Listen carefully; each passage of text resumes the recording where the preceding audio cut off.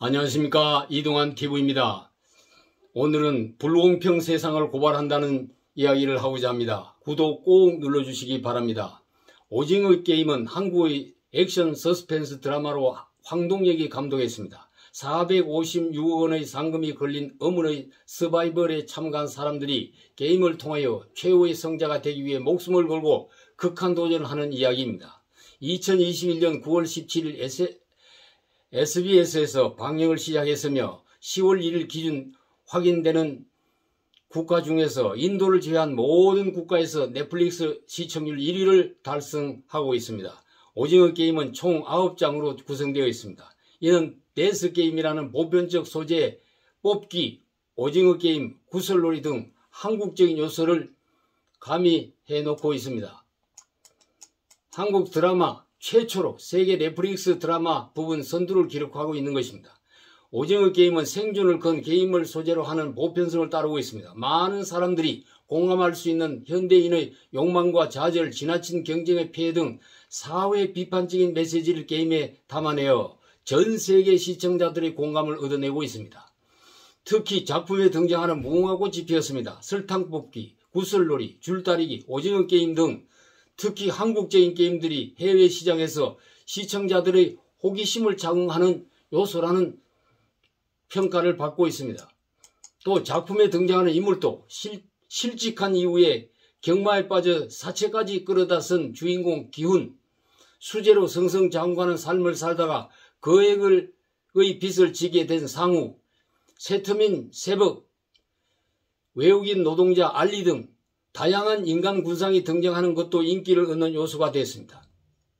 오징어 게임의 높은 인기와 함께 SNS에서는 작품에 등장하는 게임을 따라하거나 인기 있는 장면을 패러디한 영상들이 쏟아져 높은 조회수를 기록하고 있습니다. 해외 온라인 쇼핑몰에서도 주인공이 사용한 도시락과 입고 나온 456번이 새겨진 트레이닝 의복이 판매되고 있습니다. 오징어 게임은 지금 세계 80개국에서 계속 1위를 차지하고 있습니다. 게임에 나오는 관리자는 반복해서 게임은 공정하고 평등하게 진행된다고 강조를 하고 있습니다.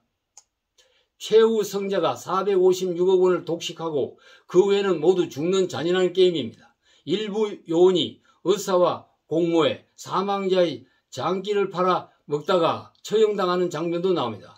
겉으로 보기에는 게임이 룰에 의해 공정하게 진행되는 것 같지만 내막은 온갖 부정과 만행이 게임의 배후에 작동하고 있습니다. 3단계 게임인 줄다리기에서는 완력이 좋은 사람이 유리하며 참가 단계부터 각자 조건이 다릅니다. 4단계 구슬치기에는 서울대 출신 증권맨 상우가 속임수를 써서 승리를 합니다. 5단계 징검다리는 주인공 기훈이 고른 맨 뒷자리가 생존율이 높았습니다. 주최 측 참가자는 전체 게임의 룰을 다 알고 있었습니다. 1단계부터 다른 사람은 총을 맞고 죽어도 죽지 않는 방법을 미리 알고 있었습니다. 오징어 게임은 우리 사회의 모순과 비극을 게임이라는 형식을 통해 고발하고 있는 드라마입니다. 일반적인 현실 참여자들은 자기가 가지고 있는 능력으로 남들과 경쟁해 직장을 얻어 생활하고 있다면 공평하게 살고 있다고 합니다. 그건 착오입니다. 민주주의의 엘리트들이 만들었다고 하는 경쟁을 위한 룰이 불공평합니다. 그래서 기울어진 마당이니 불리한 경기장이라는 말이 나오고 있습니다. 그보다 더 근본적이고 태생적인 불공평을 짊어지고 살고 있는 것입니다. 흙수저니 금수저니 하는 말이 있고 지금은 개천에서 용이 나올 수 없다고 합니다. 사람과 계층마다 올라가는 사회적 사다리가 다르다고 볼 수 있습니다. 아버지 찬선이 어머니 찬선이 하는 말이 떠돌고 있는 이유가 거기에 있습니다. 그래서 허다히 주장하는 능력주의는 멀쩡한 사람을 농락한 말이 되는 것입니다. 드라마 오징어 게임이 그와 같은 불공평 사회의 모순과 비극을 비웃으며 비판하고 있기 때문에 국내외의 시청자들이 열광적인 지지를 하고 있는 것입니다. 아무리 드라마가 뒤틀린 사회를 고발하고 있다고 하지만 실제 그 세상에 처해 있는 사람들의 기가 막히는 비극의 심층을 전부 드러낼 수는 없는 것입니다. 자영업자들이 코로나 사태로 인하여 하루하루 버티다가 결국 문을 닫고 살기 어려워서 목숨을 끊는 사람도 있습니다. 그런데 대장동에는 투자금의 1000배를 벌었다는 뉴스가 나오더니 대법관이 매월 1,500만 원을 자문료로 받았다고 하더니 6년 근무한 의원의 아들이 50억 원 퇴직금을 받았다는 뉴스가 나오더니 여당과 야당은 서로 비리의 몸통은 바로 너다라고 하면서 게이트 논쟁을 벌이고 있습니다.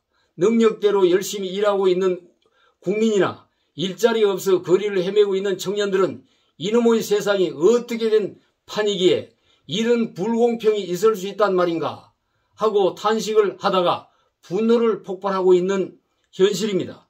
이것이 나라이며 이것이 정부이며 이것이 정치인인가?